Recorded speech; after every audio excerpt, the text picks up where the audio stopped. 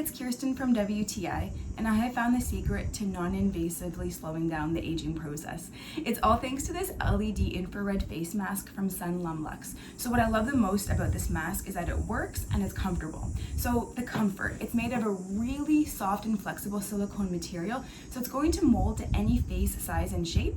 As well, it has these super soft felt pads or straps, so they wrap around your head, and I love the fact that there's one even on the top, so it helps to keep the face mask in place even if you're walking around with it.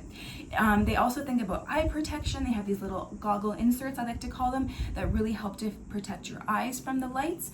And I really love the fact that this product can be used whether you're lying down or in one location, or whether you want to go do the dishes, exercise, what have you. You can definitely walk around using this face mask thanks to the built-in power bank. So it actually works. So I was skeptical thinking, can this LED mask actually help my skin?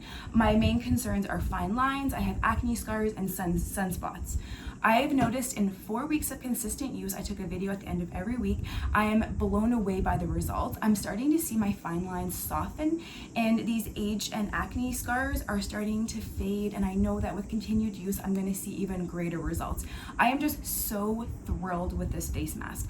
As well, it comes with a traveling pouch, so we're always on the go, even whether you're going to work or just commuting to work, you can bring this along with you and use it every single day. I started off using the lower light setting, and only 10 minutes a day, and I progressed into the higher light setting up to 20 minutes a day in my 4th week. So you can definitely customize it to your own skin needs.